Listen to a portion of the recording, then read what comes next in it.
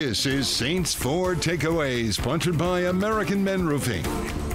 It's always a fun Monday after a Saints win, and playoff hopes are still alive. A website called Football Outsiders does computer-generated playoff odds. The Saints right now have a 6.6% chance of playing in the postseason. That's a roughly 1 in 15 chance. And with the win, the Saints are now 4-7, still third in the NFC South. The division had a spectacular week, 2-1 with the Bucs off. It's the first week this season that the division has actually had a winning record, although still no team is over 500. But honestly, the playoffs are still a long shot. So let me start my 4 takeaways with this. Just be happy. Seriously, that should be a rule. This season has been rough. The last 2 weeks have been especially rough, but this Sunday wasn't. The rule should be, when the Saints win, no grumpiness allowed. Complain after the losses, and especially when they beat the Rams, one of their oldest and most hated rivals. Just put on some overalls and enjoy it. Sunday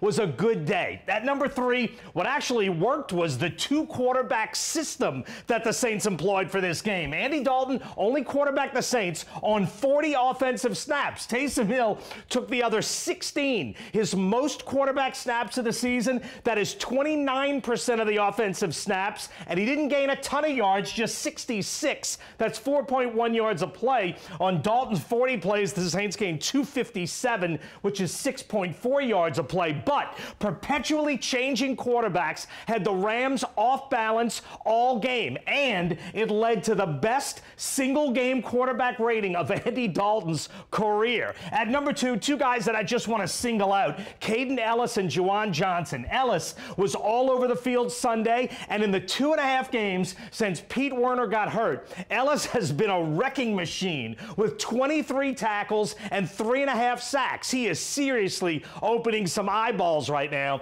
and Juwan Johnson has 5 touchdowns in his last 5 games. Remember, he was a wide receiver at Penn State and Oregon. He transformed his body this offseason, and he actually did it by juggling. No, not really, but he is a big fan of the juggling, and he's third on the Saints right now in catches and receiving yards. Johnson was undrafted. Ellis was a 7th rounder. They're both upbeat, positive personalities in the locker room, and they're both playing extremely well right now. But at number 1, the topic that really is dominating all Saints conversation lately, will D.A. be back next season? Not should he be back. That's an opinion question for anyone to come up with their own answer. The question is, will he? And the guy who's really making up his mind on this is that guy. Now, the Saints promoted Dennis Allen to preserve what's been a winning culture, to try to extend and expand a long run of its success. But the question is it time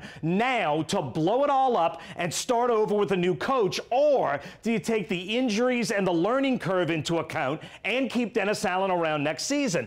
Honestly, I still think this could go either way. I think if the Saints can get to 7 wins this season, I think Dennis Allen stays. I think if they fade down the stretch and win 5 games or fewer, I think he will go. To me, 6-11 is probably the gray area where it still could go either way. But the point is, in the final 6 games, I think the Saints have to show positive growth for Dennis Allen to remain as head coach. Sunday was certainly a good start for him, and I do think the final 6 games will tell the story of whether or not it all gets blown up this offseason. And that is my 4 takeaways from the win over the Rams.